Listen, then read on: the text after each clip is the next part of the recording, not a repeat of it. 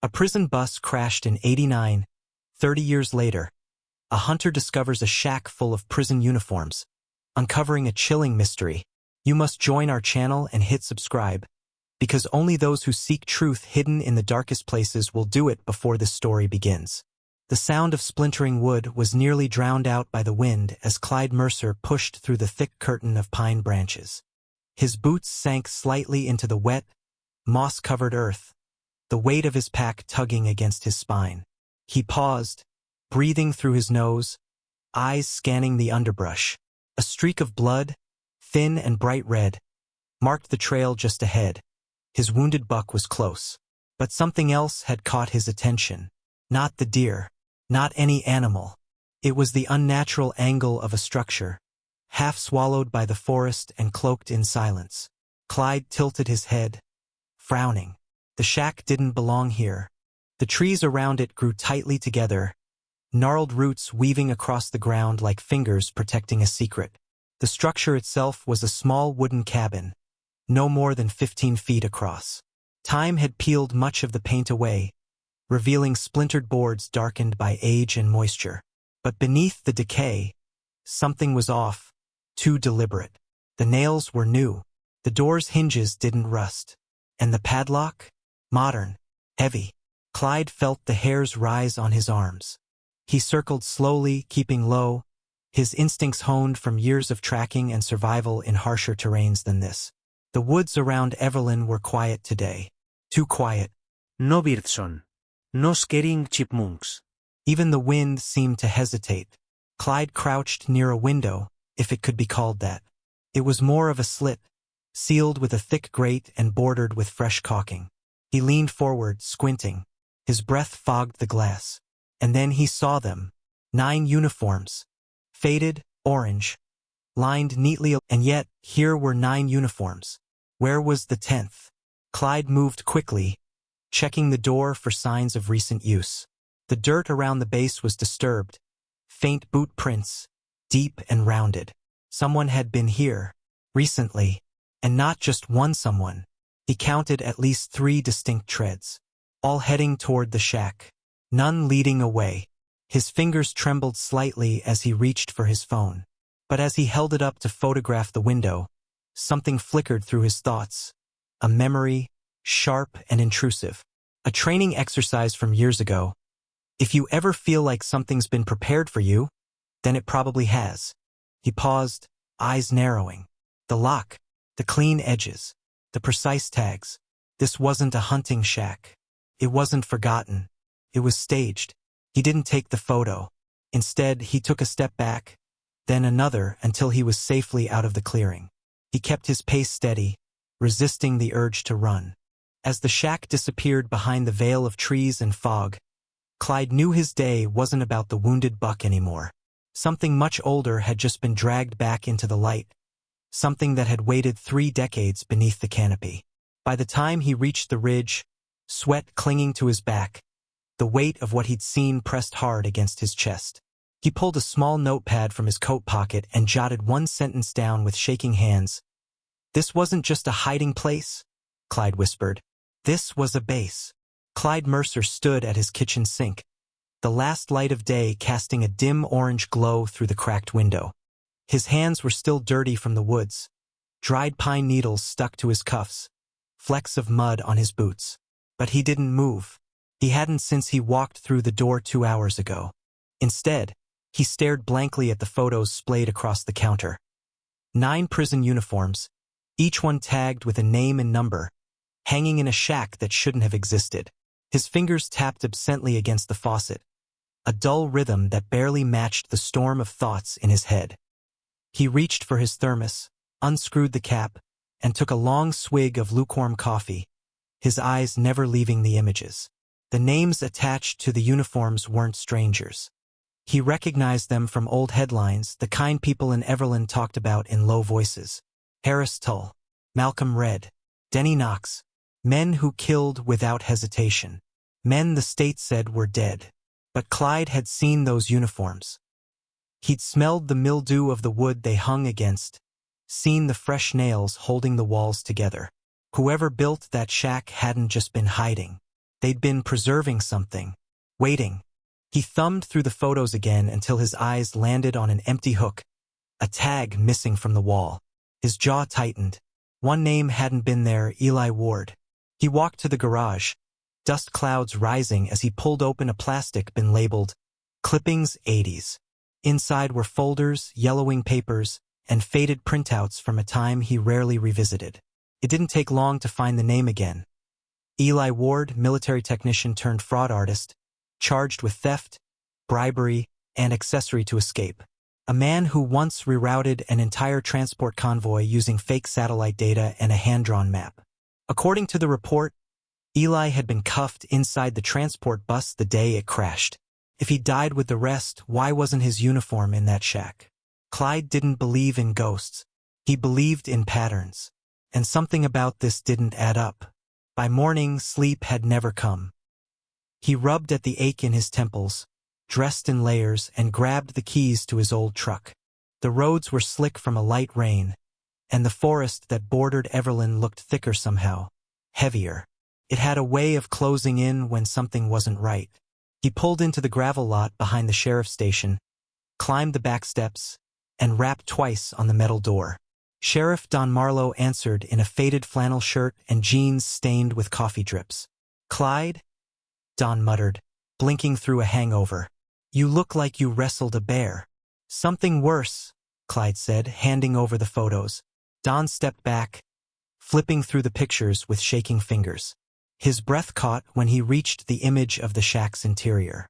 "That shack's not even supposed to be on the map," he whispered, his tone hollow. "Where the hell did you find this?" "North Ridge, past the logging road, buried under 2 feet of pine and silence." Clyde's voice was low, steady. Don stared out the window, silent for a beat. Then he tossed the photos on his desk and ran a hand down his stubbled face. "This isn't good." "You remember those names?" Clyde asked. "I remember every last one," Don said, eyes narrowing. "We were told they died. Burned beyond recognition, right? That's what the report said." "That's what they wanted us to believe," Clyde replied. "But if those men are alive, if they've been hiding all this time..." Don sat down slowly, the chair creaking under his weight. "Look, whatever you think this is, let it go. The state closed this case 30 years ago. There were hearings, follow-ups, a memorial for the families. They don't want this dug up." "I'm not asking permission," Clyde said, his voice turning cold. "I'm asking what you know." Don hesitated, then leaned forward. "There were rumors back then. Survivors. Some even said the fire was staged. But there was no proof, and the state was under pressure to close the books. They had enough blood on their hands from other things." Clyde nodded, absorbing it. The pieces were lining up. And still, the one name that stayed in his mind like a thorn, Eli Ward. "What about Eli?" Clyde asked. Don exhaled. Ward was different. Smart. Controlled. The kind of man who didn't make noise but always left something behind. They said he was cuffed to the seat when it crashed. "No uniform in the shack," Clyde said. "That's not an oversight. That's a message." Don stood, restless. "I don't like this. You're stirring something that's been buried for decades. If these men are alive, and that's a big if, they've had 30 years to cover their tracks." "Or prepare," Clyde said grimly. Don looked at him hard. "You're not letting this go, are you?" Clyde shook his head. "I can't." There was a long silence. Outside, wind rustled through the trees, and a pair of crows flew past the frosted windowpane. Don finally spoke again, his voice heavy. "Then go back. But don't go in blind." Clyde was already planning his next move. By the time he got home, he had spread a detailed topographic map on his kitchen table, marking the shack's location, trail access, and ridges for cover. He laid out gear like he had in his younger years: rifle, scope, compass, field knife, and a radio with a long-dead battery he'd try to revive. As he strapped on his boots, his fingers paused at the laces. His instincts weren't just humming, they were screaming. If these men had survived, if they had built something in the shadows of the woods, it meant one thing above all. They hadn't just been hiding. They had a purpose. He stood slowly, slinging his pack over his shoulder, and stepped out into the early fog. A thought nagged at him, sharp and persistent, like a splinter under skin. If those men survived, what have they been doing for 30 years? When Clyde pushed open the shack's door, the hinges let out a dry groan that echoed too loud in the quiet woods. 3 days ago it had been sealed tight, its rusted padlock fresh with tension. Now it hung broken beside the frame, the wood around it splintered like someone had used a crowbar in a hurry. Clyde didn't step inside right away. He crouched low, eyes sweeping the forest line behind him. The pines stood still in the morning haze, their branches sagging with dew. No wind, no birds, just silence, uneasy silence. His breath caught in his throat as he finally stepped inside. The air was colder than he remembered, and the scent had changed. Less dust, more damp earth and something else, oil, sweat. His boots pressed into muddy footprints left by heavier shoes. Men, more than one. They had been here recently, and they hadn't bothered to cover their tracks. The walls were the same, wooden slats darkened with time and sap. But where the row of prison uniforms had once hung in eerie stillness, the hooks were now bare, each one swinging slightly as if disturbed moments ago. Clyde moved closer, narrowing his eyes. Only faint outlines remained where the fabric had once pressed against the dusty wall. Someone had taken them deliberately, carefully. He swept his flashlight across the room and froze. On the far wall, a large, faded map had been nailed up, its edges curled with age. Red string crisscrossed across marked locations, old logging roads, weather-beaten cabins, a scrapyard near the interstate, and one in particular, a place called Miller's Bluff, its name circled twice in thick black ink. Clyde's throat tightened. He hadn't heard that name in years. An old mine, abandoned after a cave-in back in the early 80s. The state had declared it sealed, but something about the way the strings converged there made his stomach twist.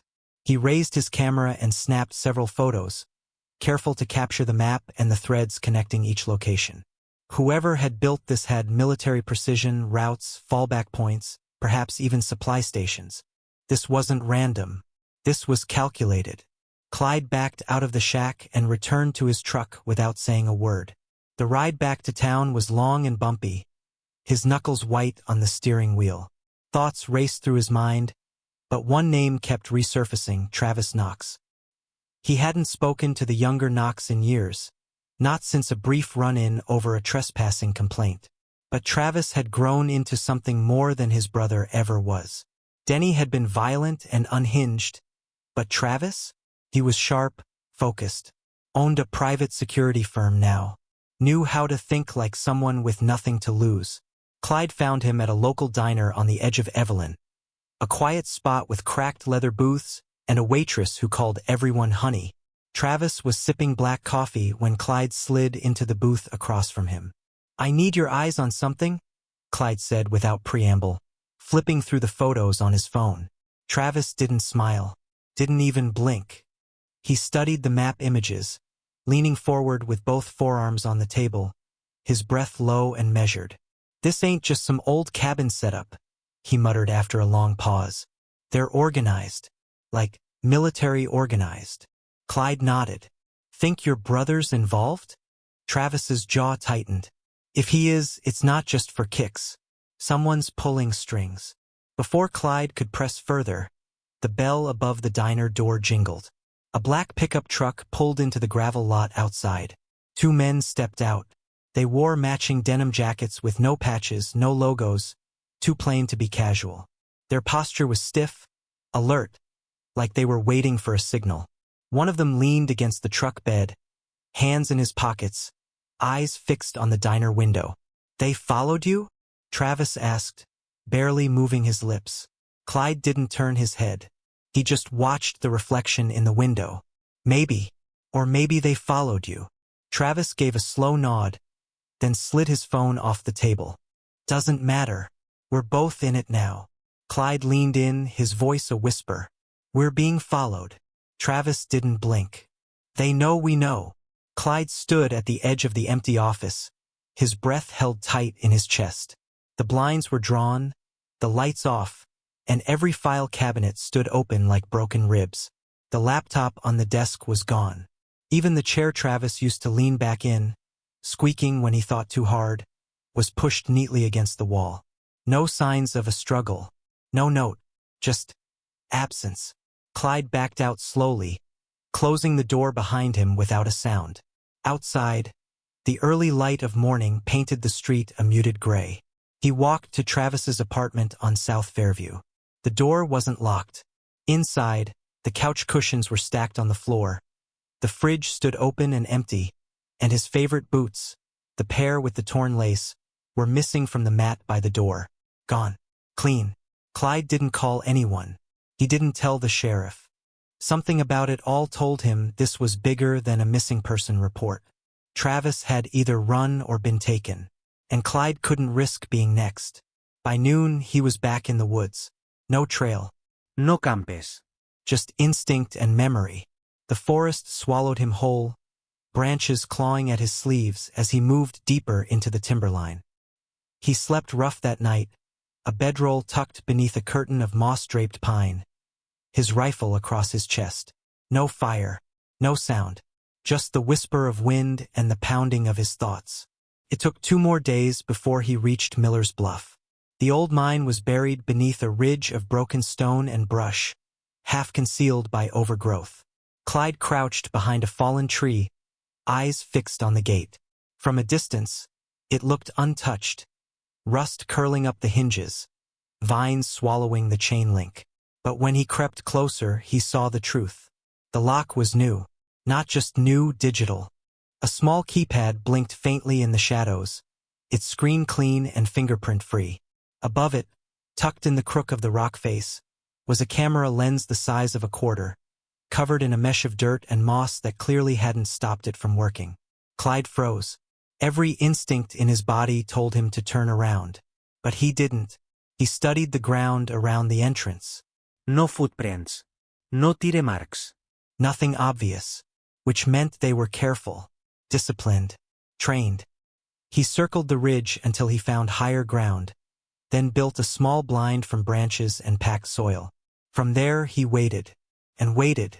The forest was too quiet. No birds. No insects. Not even the usual rustle of deer in the underbrush. Clyde knew what that meant. Movement scared nature into silence. Something was coming. At 2:07 a.m. it arrived. 3 trucks, their headlights blacked out save for thin, red-tinted slivers taped over the beams, rolled down the narrow path. No plats. No sound except the hum of diesel engines idling low. Men stepped out, 6, maybe 7 of them, dressed in layered, worn clothes.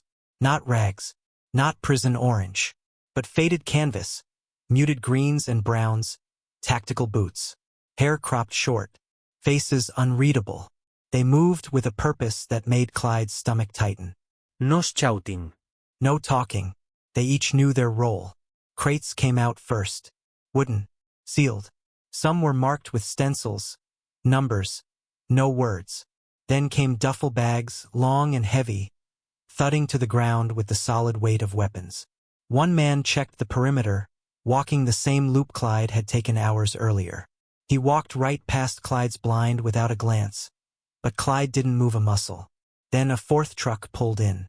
This one was different, matte black, reinforced bumpers, darkened windows. The door opened and a single figure stepped out. Even in the low light, Clyde knew. Eli Vaude. Older now, his hair grayer, lines carved into his face like someone had etched his years with a knife. But he stood like a soldier, back straight, eyes sharp. He wore a dark coat buttoned to the collar, and boots that barely touched the ground as he moved. The others stiffened when he spoke. Clyde couldn't hear everything, but he saw the gestures. Eli pointed toward the mine, toward the crates, toward the woods. Then he spread a map over the hood of the truck. The others gathered. One man handed him a clipboard. Eli signed something. The movements were all too familiar. This wasn't an escapee running from justice. This was a commander preparing for something bigger. Clyde's hand trembled as he pulled a small notebook from his coat and jotted notes in shorthand. He didn't know what they were planning, but the scale of it, the calm efficiency, told him it had been building for a long time. He watched them move the crates inside. The men didn't joke. They didn't rest. It was all motion, purpose, unity. Clyde wiped a bead of sweat from his brow and whispered into the cold night air. They never left. They've been preparing. Clyde Mercer's boot pressed into the soil with a crunch. Then a distinct click, sharp, metallic, unnatural. He froze. His lungs stopped mid-breath. He didn't dare shift his weight. The cold air around him suddenly felt thinner. All the nights he'd spent watching that militia from the ridge above Miller's Bluff, all the careful planning, and now one misstep, had flipped the rules of the game. Beneath the damp moss and scattered pine needles, he knew exactly what was waiting. A pressure-triggered landmine. Crude but effective. Clyde's throat tightened. His pulse pounded behind his ears. The sweat that had gathered on his brow over the past hour of hiking now rolled freely down his temple. He wanted to scream at himself, to curse the fatigue that dulled his caution, but instead he forced himself to breathe. Slowly, steadily. Then, from the trees to his left, a voice, calm, almost casual. "Step off and you're dead. Stay still and we'll talk." The woods around him held their breath. Clyde didn't move. The leaves rustled faintly, not from wind but from careful steps, boots over brush. From the shadows, two figures emerged. Both held rifles low but ready. Their clothes blended with the terrain, patched jackets and faded jeans, faces half-lit in the dim, early light. One was tall and wiry, with a nervous twitch in his jaw. The other, stockier, shoulders squared, had a face Clyde remembered. Scar over his left eye, nose bent from an old break, a mean smirk curling at the edges. Harris Tull. Clyde's lips parted slowly, but his hands were already rising. "You're not ghosts after all." Harris chuckled, stepping closer, his rifle slung comfortably in one hand like an old friend. "Didn't your mama teach you not to snoop?" His voice was gravel, low, amused, confident. He wasn't worried. Why would he be? Clyde was standing on a mine. The game was his. The wiry man glanced at Harris, then at Clyde's foot. "Claymore or pressure plate?" he asked. Harris shrugged. "Pressure. Old school. Just enough to scare most folks stiff. But this one..." He tilted his head, examining Clyde like a hunter admiring trapped prey. "You're not most folks, are you?" Clyde kept his breathing shallow. "You've had 30 years, he said quietly. "Why now? Why strike?" Harris's smile faltered, just for a second. His eyes narrowed. "That's not for you to ask," he said. "You've seen too much already. Sitting up on that ridge every night with that little camera of yours. Yeah, we saw you. Watched you squint through the lens like you were still on some recon mission. Thought you were smart. Turns out, you just made yourself a problem." Clyde's fingers twitched at his sides. If he could just shift enough weight. "No sudden moves," Harris warned. "Unless you're curious what your legs look like in the trees." The wiry man moved behind Clyde, kneeling to inspect the mechanism. He muttered something under his breath. Clyde stared straight ahead. "You didn't kill those men in that bus, did you?" Harris didn't answer immediately. He let the silence thicken, his boots crunching over broken twigs as he circled. Funny how people still ask the wrong questions. "We're not ghosts, Mercer. We're not monsters either. We're just the part folks tried to bury." Clyde held his ground. "You buried yourselves." A quick burst of laughter erupted from Harris. No. "They buried us. We just learned how to dig our way out." The wiry man gave a subtle nod. Harris stepped forward, resting the muzzle of his rifle gently against Clyde's chest. Not threatening, not pushing. Just a quiet warning. "Now," Harris said softly, "you and I are going to take a little walk, carefully. And if you're smart, you'll keep your mouth shut. Eli's going to want a word. See, we've got plans, Mercer. And thanks to you, we're ahead of schedule." Clyde didn't respond. His eyes fixed on the woods, memorizing every tree, every rise, every shadow. He could feel the moment slipping out of his control, but not entirely. He'd made mistakes. He knew that, but he wasn't out of options yet. Then Harris leaned close, his breath warm against Clyde's ear. You want to survive the next hour? Then follow directions. Because right now, you just made the list. Clyde's boots scraped along uneven stone as he was dragged deeper into the mine, the blindfold pressing hard against his eyes, smothering the dim glow he had glimpsed moments earlier.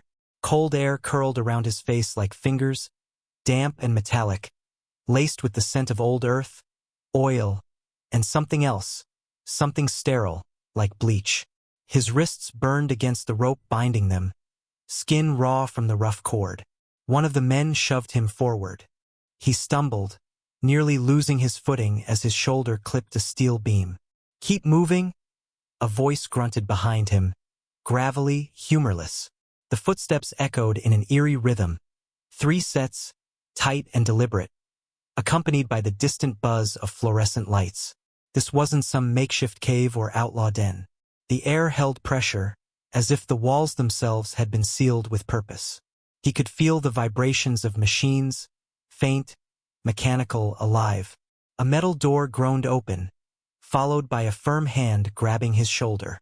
Clyde was spun sharply, and with one swift tug, the blindfold was yanked away. He blinked hard as the fluorescent lights stabbed his vision. The room around him was stark, walls lined with polished concrete, shelves stocked with sealed crates, blueprints pinned to a corkboard, and in the center, a wooden chair bolted to the floor. Sitting across from him, with the calm authority of a man fully in control, was Eli Ward. The man hadn't aged the way Clyde expected. His beard was trimmed, speckled with gray but neat. His dark coat was buttoned cleanly, boots polished, and hands folded neatly in his lap. He sat like a businessman about to offer a proposal. Clyde Mercer, Eli said, voice smooth as poured oil. You're the first man to find us in 3 decades. That's impressive. Clyde kept his breathing steady, the corners of his eyes scanning the room for exits, weapons, anything. Wasn't hard. Just followed the lies. Eli chuckled, a dry, thoughtful sound. Still sharp. I remember that from your file. Recon Unit, Mountain Division. Tactical. Disciplined. Cut to it, Eli, Clyde said, jaw tight. What is this place? Eli leaned forward, elbows on the table. This is the future, or at least the start of it. You see, Clyde, freedom isn't something that happens at a ballot box or behind a desk. It's taken. Seized. Clyde shifted his weight, testing the ropes around his wrists. Too tight. You call this freedom? Hiding underground with guns and maps? No, Eli replied, a faint edge entering his tone. I call this preparation. The surface world thinks we vanished. But we've been watching, waiting, because the world forgot what happens when men are pushed to the edge.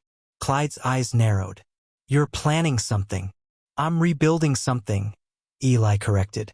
He stood and began to pace slowly, his boots clicking softly on the floor. 30 years we've been in the shadows. But the system that buried us? Still alive. Still rotting from the inside. You think we're the danger, Clyde. But we're just the mirror. Clyde stared at him, jaw clenched. You're not building freedom, he said firmly. You're building a war. Eli stopped walking. The calm slipped from his face, replaced by a colder, more calculating expression. War was already built, he said quietly.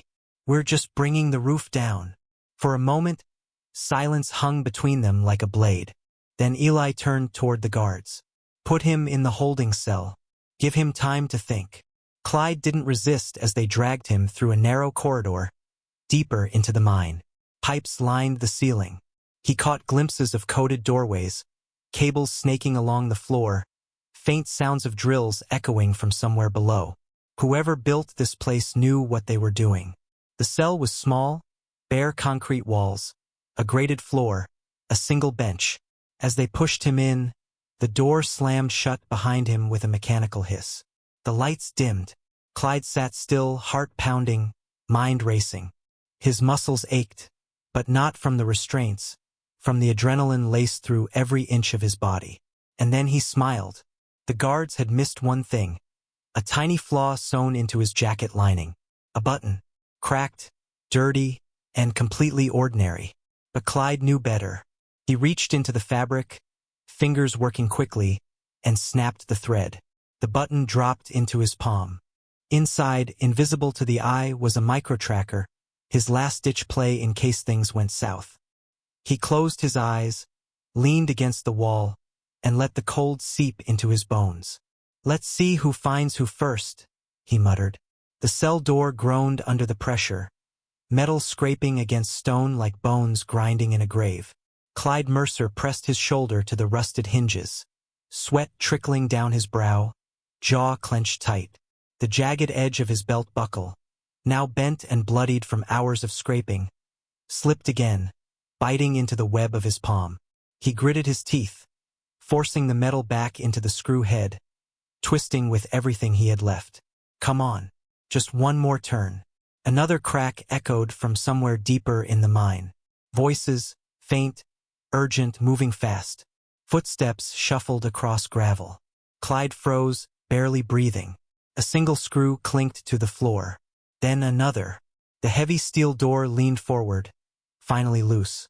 He caught it just in time to stop it from crashing down. Clyde exhaled through his nose and slipped into the corridor, hugging the stone wall like it was an old friend. The air was damp, laced with mold and the scent of oil. Ahead, the tunnel forked, one path lit by buzzing fluorescence, the other disappearing into shadow. He chose the light. Shadows were where they waited. His boots barely touched the ground as he moved, every step rehearsed, calculated. He'd counted guards earlier, 8, maybe more, but the shift change seemed to have pulled some outside. That meant eyes would be on the upper entrances, not down here. Not in the bowels of the operation. He turned a corner and found a room, glass window cracked, door ajar. Inside, a desk cluttered with maps, folders, and 2 small monitors flickering with static.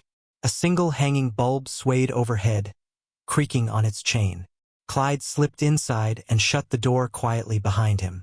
He moved fast, scanning. One folder was labeled Initiative, Everlyn. Another, Supply Nodes. Then he saw it, the map of the town, red dots marking key locations. Water plant, communications tower, police station, each circled, each timed. All in one night, Clyde whispered, his stomach turning. They're not hiding. They're coming. A thick binder sat under the table, bound in twine. He yanked it out, flipped it open. Photos, surveillance shots of Everlyn. Side streets, power junctions, even aerial shots of the courthouse. Detailed. Too detailed. They've been watching for months. Clyde stuffed everything into a nylon bag and slung it across his back. The clock was ticking. He couldn't stay here. Then the lights flickered. A long buzz snapped through the hallway. Somewhere above, a speaker crackled to life. Eli's voice came cold and calm, but the undercurrent was sharp, like steel wrapped in velvet. We have a breach. Hunt him down. Bring him alive. If that moment sent chills down your spine, don't stay silent. Subscribe and become a member, because uncovering secrets takes courage. Clyde's breath burned in his chest as he crawled through the narrow vent, the stale air pressing in from every direction.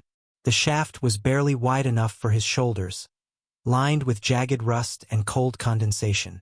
Each movement scraped his arms raw, leaving thin trails of blood against the corroded metal. Behind him, the echo of barking dogs bounced through the mine's tunnels, growing sharper, closer. Somewhere in the dark, boots thundered on stone. They were hunting him. Keep moving, he muttered, his voice low and strained. You stop, you die. The shaft dipped, then curved, the incline forcing him to slide on his stomach. Dust filled his nose. A bolt tore his jacket sleeve and bit into his shoulder. He gritted his teeth, refusing to make a sound. Finally, a faint shimmer of light appeared ahead, moonlight breaking through the exit grate. Clyde shoved the last stretch, bracing his palms against the rusted frame, and kicked hard. The grate snapped loose, crashing into a pile of dead leaves. He tumbled out, hitting the forest floor hard, the cold earth smacking against his ribs. He rolled, coughing, wiping grime from his eyes. Morning was just beginning to touch the sky, painting the treetops in faint gray. He lay still, listening. Nothing. No dogs. No voices. Just the low hum of a generator deep in the woods, steady and distant, like the heartbeat of something buried. Clyde rose on shaky legs, wiping blood from his arm with a strip of torn cloth. His mind was already racing ahead. The maps, the targets, the names he had memorized from the file. He needed to get back, get this information into the right hands before it was too late. He moved quickly, sticking to the tree line, avoiding the narrow paths he knew were watched. Every step through the forest was a calculated risk. The soil was soft, the air thick with fog and rot, masking his scent but dampening his clothes. Somewhere behind him, he heard a distant crack. Maybe a branch, maybe something more. He didn't stop. He followed the riverbank, keeping his boots in the water to erase his trail. Hours passed. The sun climbed higher, burning off the mist. Birds chirped again, faint and uncertain, as if nature itself wasn't sure it was safe yet. By late morning, Clyde spotted a faint plume of smoke curling above the trees. A signal fire, just like he taught Dawn to make during their days in the reserves. He veered toward it, slowing only when he reached the edge of a narrow clearing. There, bruised and mud-streaked, was Dawn's search team. Clyde stepped into view. The men raised their weapons instinctively, then lowered them just as fast. "Mercer!" Dawn barked, disbelief and relief twisting his weathered face. "We thought you were dead." Clyde tossed down the dirt-smudged maps and the Everlyn initiative file. "Not yet." The team crowded around as Dawn unfolded the papers. The silence that followed was thick, like a fog of dread settling over them. Lines connected locations. Symbols marked strategic points. And at the top, in bold block letters, Phase 1. Dawn squinted, reading each line slowly. Water plant, police station, communications tower. They've mapped everything. Every weakness. Clyde nodded, his voice hoarse. They're not hiding anymore. They're preparing. Dawn looked up, face pale. "How long do we have?" 72 hours. Maybe less. They've got weapons. Men. They move like they've trained for this. A long pause. Then Dawn's jaw tightened. "We've got less than 72 hours before this town goes dark."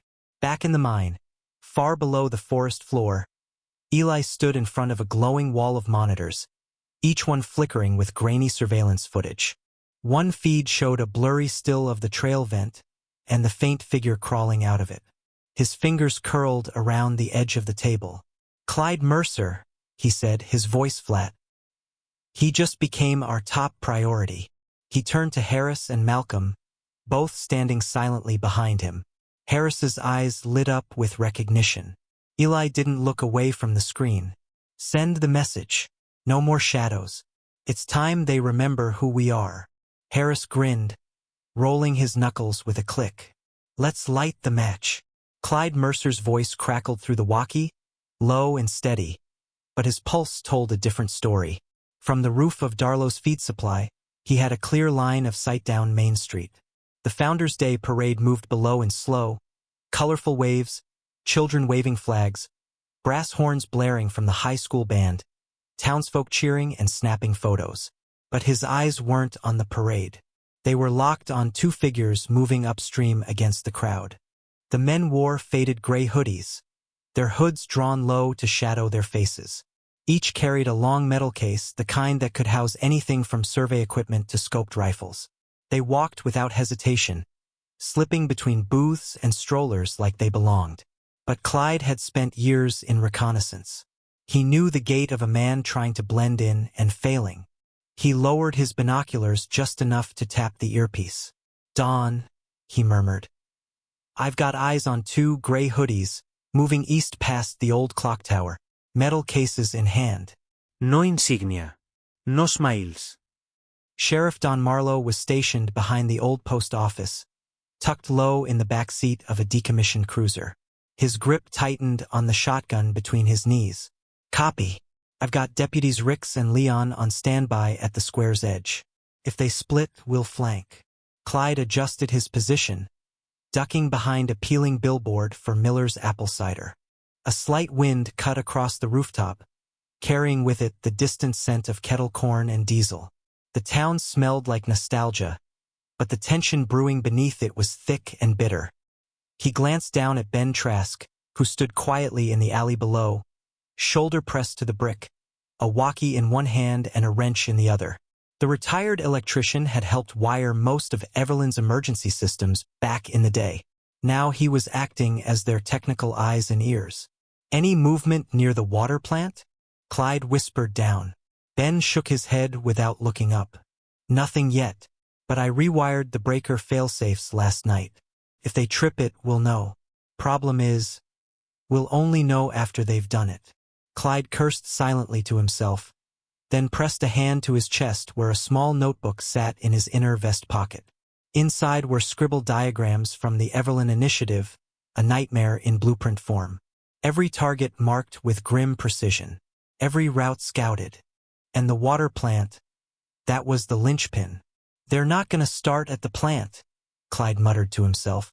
"They'll pull eyes away first. Distraction. Noise. Make everyone run in the wrong direction." A flicker of movement caught his eye. One of the hooded men had paused by a vendor cart, his hand pressing briefly to his earpiece.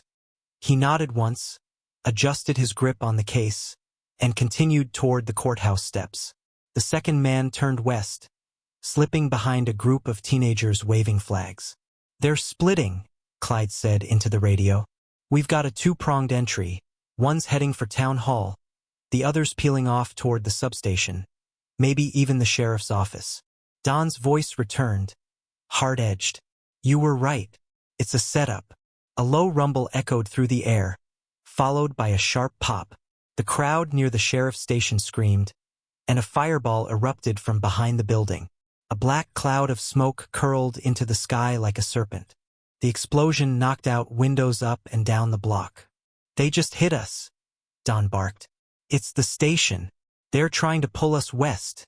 Clyde's heart slammed against his ribs as he watched people scatter.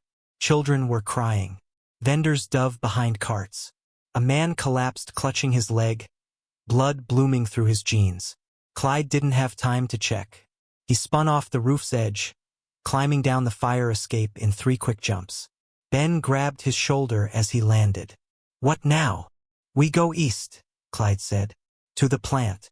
This was never about the parade or the station. That was the spark. The plant's the fire. They sprinted through the alley, weaving through narrow gaps between buildings, cutting behind the bakery and over the cemetery ridge. Clyde kept one hand on his rifle, the other gripping the radio like it was a lifeline. His boots pounded the ground, stirring dust and gravel, every breath a ragged echo in his ears. When they reached the old drainage canal near the water plant, Clyde dropped to a knee. The fence ahead had been clipped, clean, deliberate, and recent. He raised his binoculars and saw faint figures moving near the turbines. Ben crouched beside him, breathing heavy. "If they poison it or blow the turbine," he said, "we're blind and thirsty." Clyde nodded, jaw clenched. "Then we stop them before they do either." He pressed the talk button. "Don, this is Clyde. We're on the east side, near the plant's intake channel. Entry point has been breached." This was all cover. All of it. There was no answer. Only static. Clyde stared down at the radio, then up at the sky darkening with smoke. Something cold settled in his chest. The enemy wasn't just inside the gates. They were already turning the locks. He looked to Ben, voice like gravel. "It started." Ben nodded slowly. "So what do we do?" Clyde chambered around. "We finish it." And then, rising from the rooftops, came the echo of the high school band still playing in the square, trumpets blaring into chaos, the notes proud and oblivious. The music felt like a memory now, like a song for a town that didn't yet know it was at war. Clyde turned back toward the plant. Then he saw them, 2 men in faded gray hoodies, walking against the crowd, carrying long metal cases. Clyde spoke into his walkie. "They're here. It starts now." The blast shattered the morning silence like a hammer through glass. Clyde Mercer spun around as the echo rolled across the hills. Smoke rose fast and furious behind the sheriff's station, its dark tendrils curling into the sky like warning flags. The air tasted scorched, burned rubber, oil, and metal. A second plume of smoke burst upward, followed by screams from townspeople and the blare of car alarms. But Clyde didn't flinch. His instincts screamed one thing: diversion. He kicked the dirt bike into gear and tore off down the narrow path along the power lines, tires biting into the earth. Branches slapped at his arms, and loose rocks pelted his boots. But he leaned forward, eyes locked on the ridgeline ahead. Pine Ridge. If he was right, and his gut told him Eli's men weren't going for the water plant. Not yet. They were after the communications tower. The climb was steep, the air thin and laced with pine sap and ash. As he reached the top, Clyde killed the engine and coasted the last few feet, letting the forest swallow the noise. He ducked behind a boulder and scanned the clearing. There he was.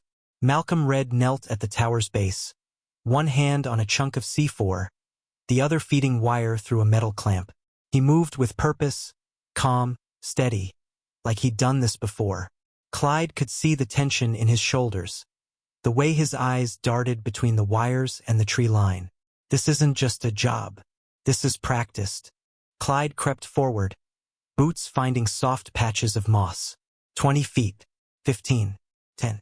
A bird fluttered above them.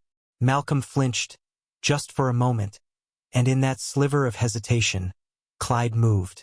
He lunged, grabbing Malcolm by the collar and yanking him back.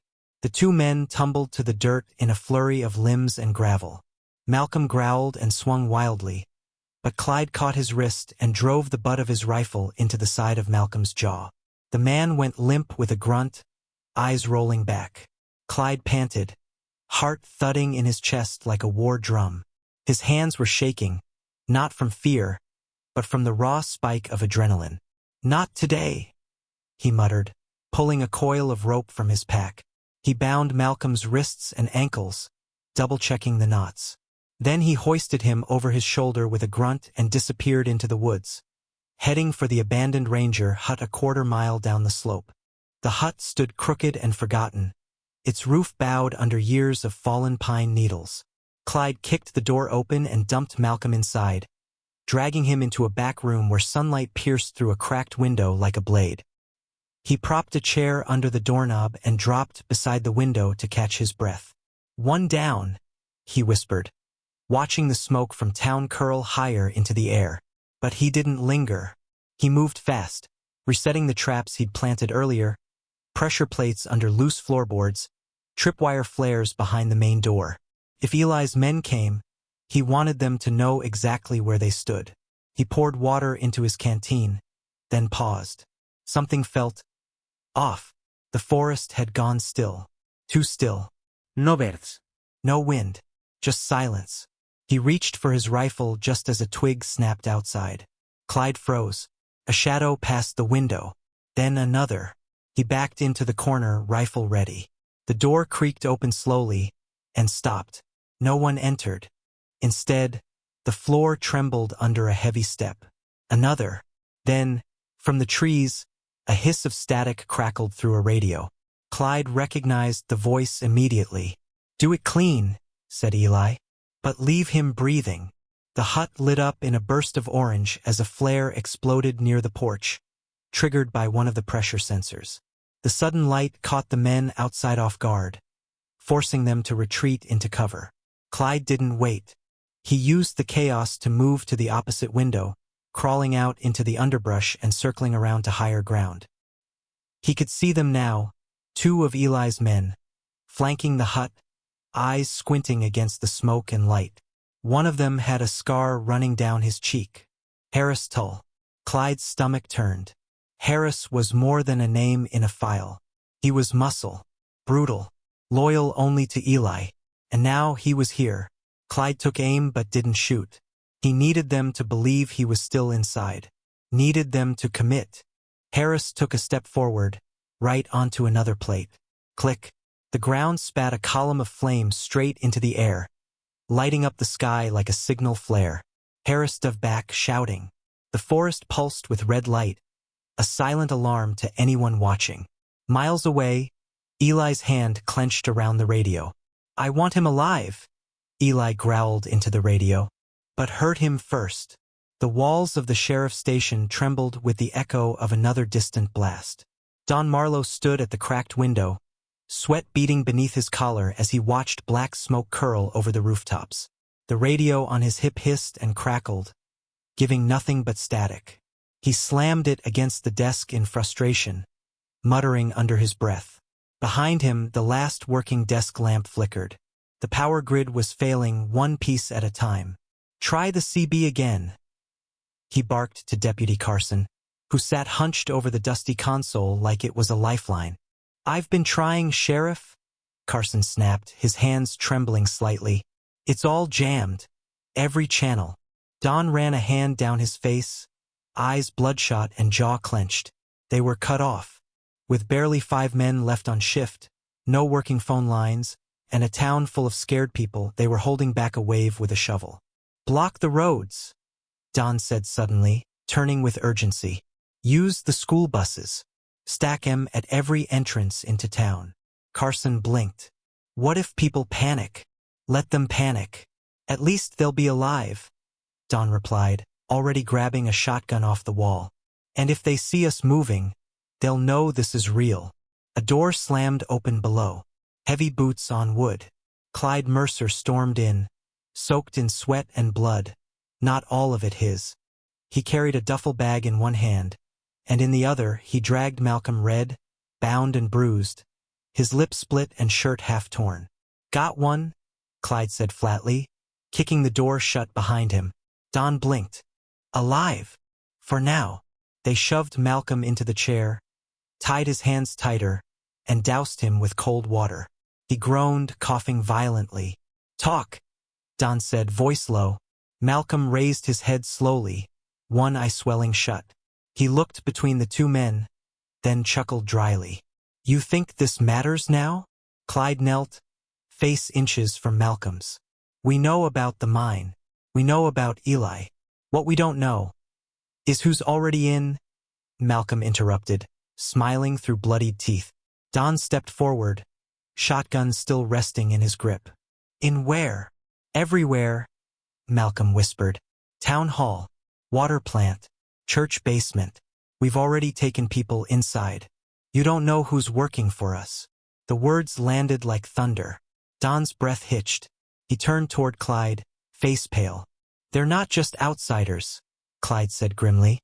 "They're already inside." Don's hands tightened around the shotgun. His voice was quiet, but it shook. "We can't trust uniforms anymore. Only the people standing right in front of us." Malcolm laughed again, then slumped back in the chair, eyes closing as if the confession had taken the last ounce of energy from him. Clyde stood up and looked at Don. "He's not going anywhere. Lock him up somewhere they won't look." 10 minutes later, Malcolm was chained to a steel pipe in the courthouse basement. Clyde double-checked the lock before leaving. Upstairs, the city lights flickered once, then steadied. It wouldn't last. Outside, the streets were dim. Few dared to roam, and those who did moved quickly, heads down, unaware of the quiet war building beneath their feet. A mile east of town, headlights cut through the fog rolling in off the hills. A dusty sedan rolled to a stop near the back checkpoint, a faded security gate sagging on one hinge. A man stepped out, gray windbreaker, khaki pants, and a worn leather satchel slung over his shoulder. He moved like a local, calm, unbothered, but there was a sharpness in his eyes. The guard on duty glanced at the man's badge, an old sheriff's ID, yellowed with time. "Didn't think anyone used these anymore." The man smiled faintly. "You'd be surprised what still works when people stop paying attention." The gate creaked open, and the man walked through without another word. His name was Eli Ward. He crossed the back lot, moving like a shadow through the empty streets, avoiding light, always a few steps from anyone's line of sight. Finally, he turned into a narrow alley behind the municipal building and entered through a door with a keypad. He tapped out a code from memory.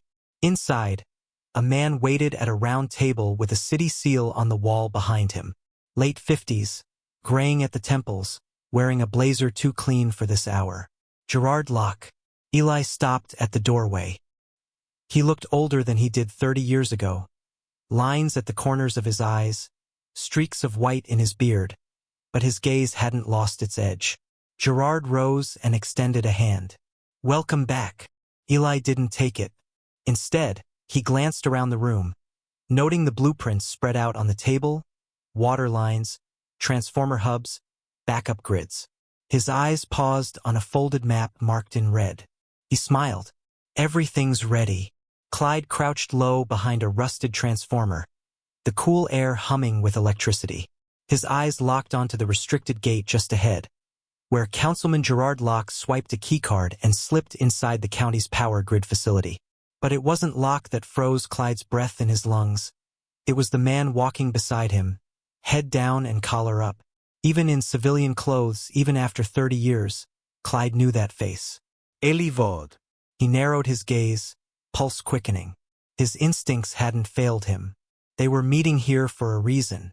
Locke glanced around nervously, then led Eli toward a small shed adjacent to the main switchyard. Clyde crept along the chain-link fence, boots silent on the dirt. From a shadowed angle behind a breaker box, he watched as Locke opened a steel hatch. Eli peered inside, his posture calm but alert. A moment later, they began unloading long, black crates, the kind that weren't meant for tools. Clyde recognized the shape even at a distance. Rifles, maybe explosives. His breath came slow and measured. They've been hiding weapons here. Storage units under fake names, all coordinated under Locke's authority. Clyde reached for his radio. "Don, this is Clyde. Locke's compromised. Eli's with him, and they're loading weapons from county storage. We need to move." Static. Clyde frowned and tapped the side of the radio. Nothing. Just that steady, grainy hum. The signal was being jammed. That's when the alarms began. A shrill, rising whine cut through the air like a scream.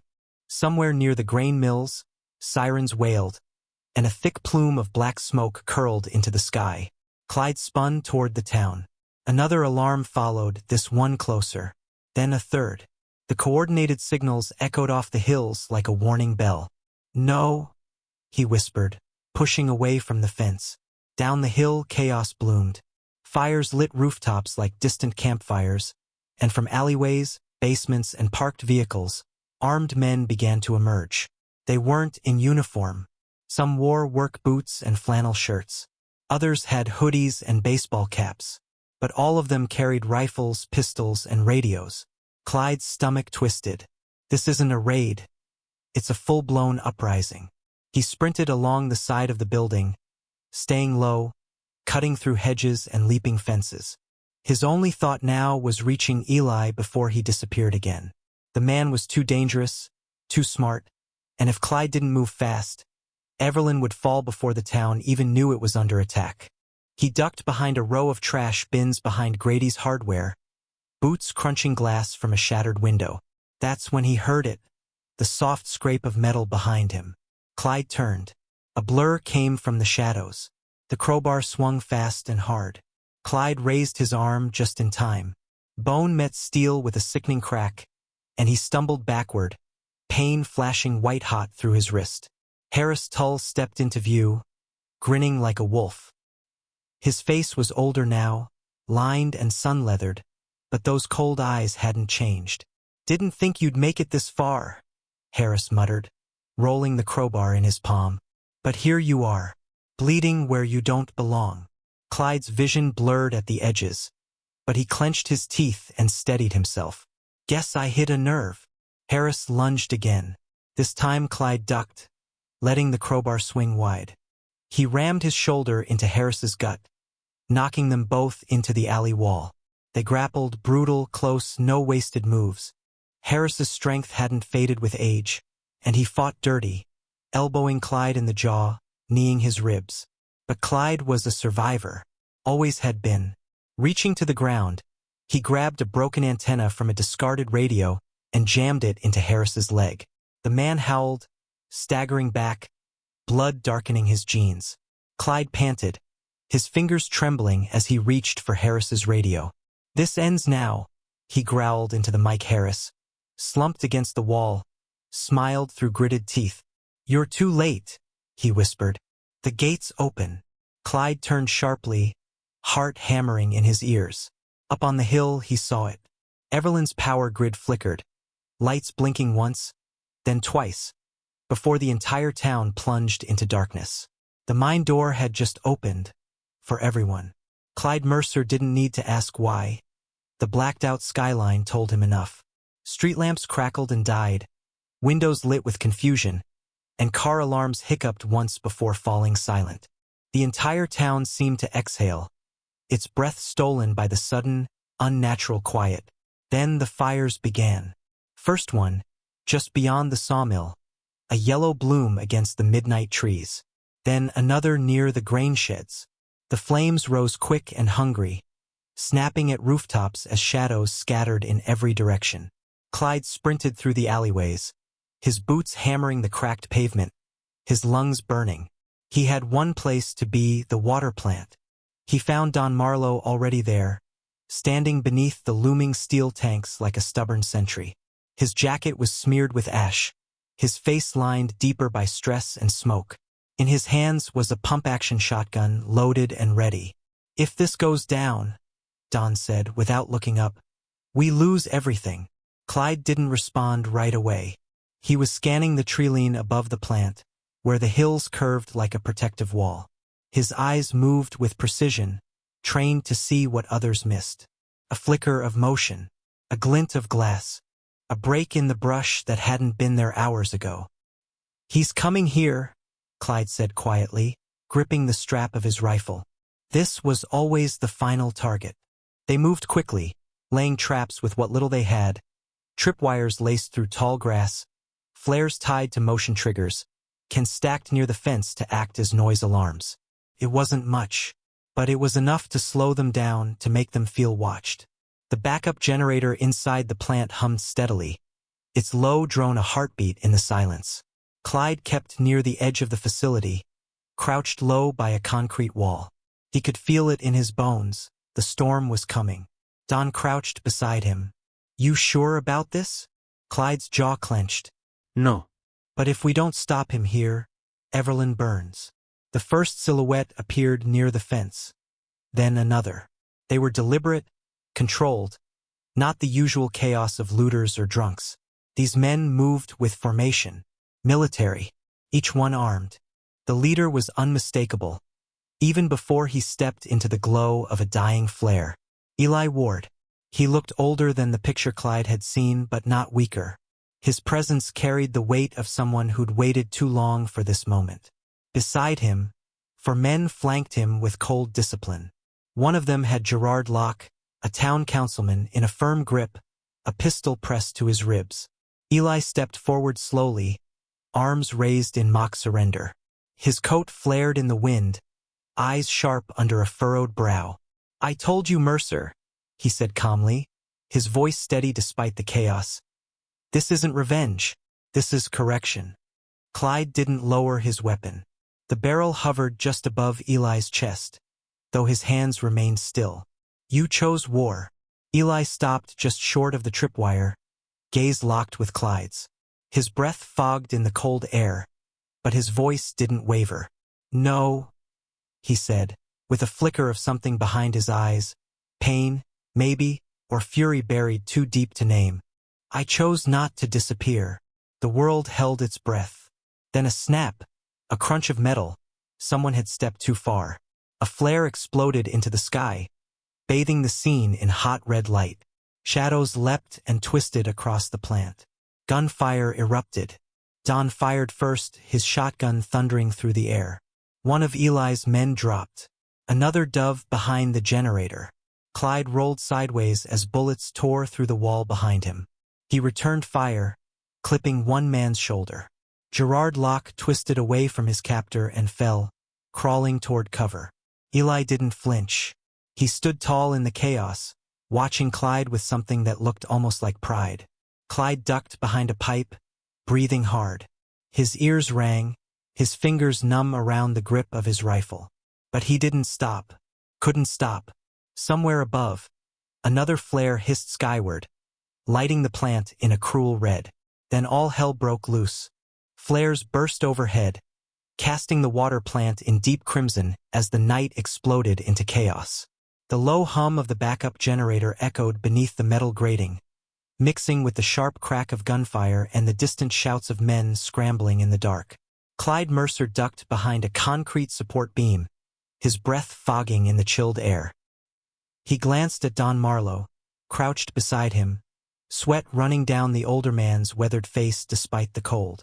"We hold here," Don muttered, voice strained as he slid 2 shells into his shotgun with shaking hands. "If they take the generator, Evelyn goes black for good." Clyde nodded, gripping his rifle tighter. A flash of movement, 2 figures sprinting across the maintenance platform, rifles raised. Without hesitation, Clyde popped out from cover and fired. One man dropped. Don took the other. The clang of a rifle skittering across metal followed the thud of bodies hitting steel. Then came the rumble of approaching engines, the off-duty veterans. 3 battered pickup trucks screeched to a halt near the south gate, men jumping out with weapons and gear slung over their backs. One of them, a lanky man with a faded army cap, gave Clyde a curt nod as he moved into position. Reinforcements, just in time. But Clyde's focus was drawn elsewhere. A figure had broken from the tree line. Calm, controlled. He walked like he had nothing to fear. Eli Vaude. He wore dark civilian clothes, hands raised slightly to show he carried no weapon. Yet, behind him, 3 men flanked a 4th bound at the wrists. Councilman Gerard Locke. His face was bruised, shirt torn, and one of the men had a rifle pressed to his back. Clyde stepped out slowly, rifle lowered but ready. "Let him go." Eli stopped 10 feet from the plant's entrance. The orange flare light cast long shadows behind him, making him seem taller, more ghost than man. "I told you," Eli said, voice calm, almost tired. "This isn't revenge. This is correction." "You ambushed a town," Clyde said. "You set fires. You put civilians in danger." Eli's eyes narrowed. "You think this started today? They buried us. Forgot us. We didn't vanish, we adapted. We rebuilt." Clyde took 1 step closer, tension surging through every nerve in his body. "You had 30 years to come out of the dark. You chose terror." "No," Eli said, stepping forward. "I chose not to disappear." Suddenly, chaos erupted. The man holding Locke pushed him aside and raised his rifle. But Locke, surprisingly fast for his age, shoved him backward. The weapon went off, grazing Locke's shoulder and throwing him to the ground. Don fired once, twice, taking down one of Eli's men. Another volunteer tackled the last. Eli Lunged. A flash of silver glinted, knife drawn from his belt. He moved faster than Clyde expected, the blade swinging wide. Clyde twisted, the knife grazing his arm as he ducked low and drove his shoulder into Eli's chest. The 2 slammed into the generator core with a metallic thud. Clyde's weapon clattered to the floor. Eli tried to stab again, but Clyde caught his wrist midair. They struggled, elbow to elbow, breathless, grunting, their boots scraping against the metal. Clyde's thoughts raced. He saw flashes of the mine, of the map, of the shack buried in the trees. This wasn't just about survival anymore. It was about stopping a movement built on bitterness and violence.